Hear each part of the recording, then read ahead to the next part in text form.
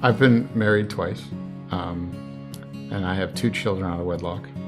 The first one, never married the mother, but we met and had a kid out of wedlock, and I really struggled with that because I knew the type of father I wanted to be. I knew the kind of role model I wanted to be, and I figured, kids will stop you from doing anything in your life, right? I won't be able to achieve those dreams that I had.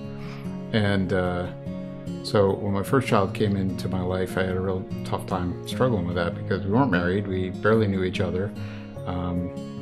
And so, needless to say, the relationship never worked out. I did end up marrying the mother of my second child, thinking, it's the thing to do. It's the right thing to do. I got to make sure that we have this family unit together. Trying to just do the best I could based on what I knew was right, based on what my parents taught me. And when we got married and had Ryan, we actually moved to Canterbury Apartments next door here and started coming to Rosedale. And I started to see things differently.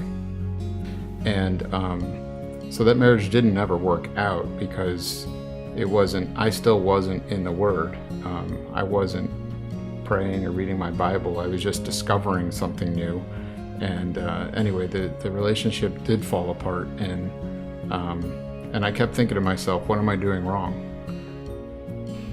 I was 27 years old when I got married the first time, and I lived with my first husband before we got married. It was not a godly relationship at all. We got married in a church, but God was not part of that union.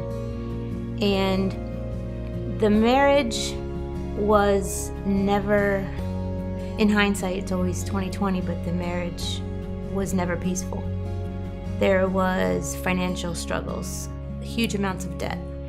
There was a lot of disrespect for each other. I will say I was not a very godly wife. I didn't know what God wanted what kind of wife God wanted me to be. There was infertility and miscarriage, so that was really stressful on both of us. And it resulted in, there was emotional abuse, verbal abuse, and then finally physical abuse. At the point where it became physically abusive is when I did have my son, AJ, is 5 years old at the time, and he and I left at that point. It was when I was laying in the hospital that I felt completely alone, completely hopeless, and it was the first time I had talked to God in probably 15 years. And it was almost as if I was knocking on the door saying, remember me? I'm here and I kind of need you. And the first time I noticed Eric, really noticed him, was I had to call in to work because I was running late because there was a problem with the daycare. And I called in and said I'd be in around 10 o'clock in the morning. And so when I got in, I went to him because he was my team lead, and I said, I'm so sorry I was late. And he said, it's okay. He said, your son comes first, and if you're not right, if your son's not right, how are you going to be productive for us? And I was like, wow, he's a really nice guy. That glimmer of hope in humanity came back because I had never been that respected from another man before, and we were just coworkers. So we got married on January 1st, 2005. We were married in the church, and Pastor Jim Montoro married us. Matter of fact, I think it was the first time our pastor and Miss Charlene were able to sit in the pew and watch a wedding. Sure.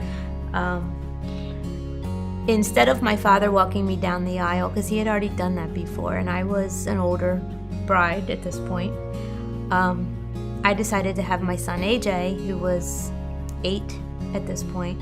He was my man of honor, and he walked me down the aisle. And my oldest son was my best man, and our youngest was the ring bearer. So it was 2 families coming together. It wasn't 2 people coming together. Right.